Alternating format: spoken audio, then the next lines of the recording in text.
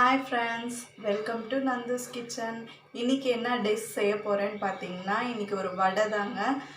உங்கள் பசங்க ஸ்கூல்லேருந்து வந்த உடனே எப்போயாவது கேட்பாங்க, எனக்கு ஏதாவது செஞ்சு கொடுமா டிஃப்ரெண்ட்டாக அப்படின்ட்டு.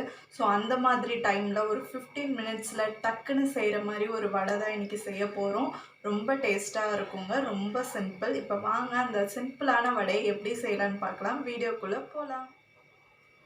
இப்போ ஒரு பவுல் எடுத்துக்கிறேங்க. இந்த பவுலில் ஒரு கரண்டி ரவை எடுத்துக்கிறேன். நான் கொஞ்சமாக செய்ய போகிறதுனால ஒரு கரண்டி ரவை எடுத்துக்கிறேன். அதுக்கு ஒரு கரண்டி தயிர் ஊற்றிக்கோங்க.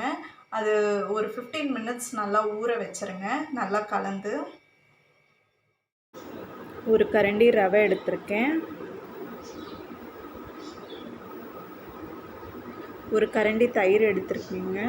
வேணும்னா நீங்கள் இன்னும் கொஞ்சம் கூட ஆட் பண்ணிக்கலாம். ஸோ ரெண்டுமே நல்லா மிக்ஸ் பண்ணிக்கோங்க.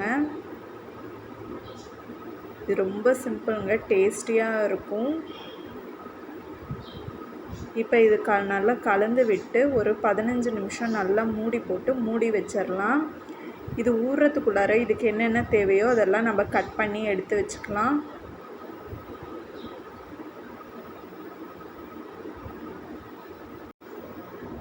பதினஞ்சு நிமிஷம் முடிஞ்சிருச்சுங்க, நல்லா ஊறிடுச்சு.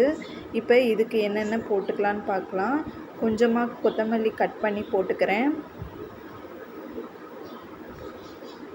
புதினாவை கட் பண்ணி போட்டுக்கிறேன்.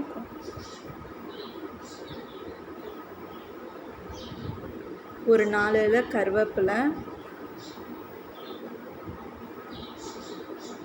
ஒரே ஒரு சின்ன சைஸ் பச்சை மிளகா பொடியாக கட் பண்ணி போட்டுக்கிறேன். உங்களுக்கு பச்சை மிளகா வேணும்னா மிளகாத்தூள் கூட நீங்கள் சேர்த்துக்கலாம். ஒரு மினி சைஸ் வெங்காயம், பெரிய வெங்காயத்தை கட் பண்ணி போட்டுக்கிறேன். இப்போ 2 உருளைக்கிழங்கு வேக வச்சு தோல் உரித்து எடுத்திருக்கேன். அது நல்லா மசிச்சு இதில் போட்டுக்கலாங்க. இதுக்கு தேவையான அளவு உப்பு சேர்த்துக்கிறேன். ஒரு ஸ்பூன் ஜீரகம்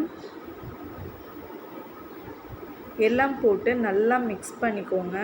ஸோ இந்த அளவுக்கு நமக்கு உருண்டை பிடிக்கிற அளவுக்கு நல்லா மிக்ஸ் பண்ணிக்கோங்க. இப்போ எண்ணெய் நல்லா சூடானதும் இதில் நம்ம வடை மாதிரி தட்டி போடலாம். நீங்கள் இந்த ரவையை ஊறுறதுக்குள்ளார இதை நம்ம டக்குன்னு இதுக்கு தேவையானது கட் பண்ணி வச்சு எண்ணெயும் சூடு பண்ணி வச்சிடலாம். ஸோ 15 நிமிஷம் தாங்க ஆகும், டக்குன்னு செஞ்சிடலாம் இது. ஸோ எல்லா மாவும் இந்த மாதிரி தட்டி போட்டுக்கலாம்.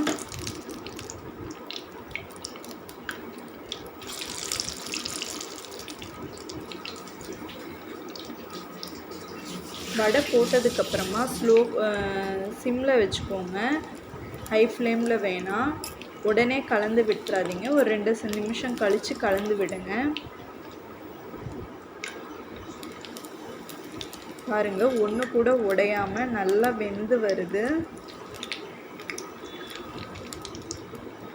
இது ரொம்ப நேரம் கூட ஆகாது, டக்குன்னு வெந்துடும். ஸோ அவ்வளோதாங்க, வெந்துருச்சு.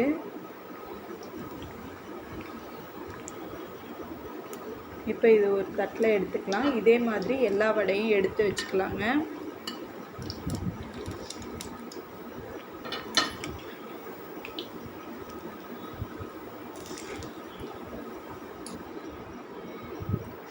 இன்னொரு பேட்ச் நான் போட்டுக்கிறேன் இதே மாதிரி. ரெண்டாவது பேட்சும் நல்லா வெந்துருச்சு. இப்போ பாருங்கள், இந்த வடை எப்படி இருக்குன்ட்டு நான் காமிக்கிறேன். ஸோ உள்ளே நல்லா வெந்திருக்கு, வெளியே கொஞ்சம் கிறிஸ்பியாகவும் உள்ளே நல்லா சாஃப்டாகவும் இருக்குங்க. ரொம்ப டேஸ்டியாக இருக்கும். வடை சூப்பராக ரெடி ஆகிடுச்சுங்க. இப்போ இதை நான் சாப்பிட்டு பார்த்துட்டு எப்படி இருக்குன்னு சொல்கிறேன்.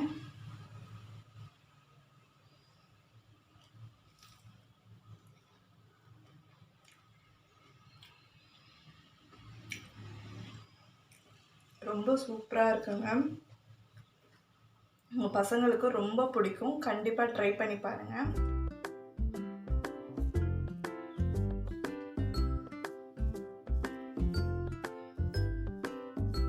நான் செஞ்ச இந்த சிம்பிள் வடை உங்களுக்கு பிடிச்சிருக்கும்னு நினைக்கிறேங்க. இந்த வீடியோ உங்களுக்கு பிடிச்சிருந்தா இந்த வீடியோக்கு ஒரு லைக் கொடுங்க. உங்கள் ஃப்ரெண்ட்ஸ் அண்ட் ஃபேமிலிக்கு ஷேர் பண்ணுங்கள். நீங்களும் ட்ரை பண்ணி பார்த்துட்டு எப்படி இருந்ததுன்னு கமெண்ட்ஸில் சொல்லுங்கள். இன்னொரு இன்ட்ரெஸ்டிங்கான வீடியோவில் சந்திக்கிறேன். அது வரைக்கும் பாய் ஃப்ரெண்ட்ஸ். தேங்க்ஸ் ஃபார் வாட்சிங்.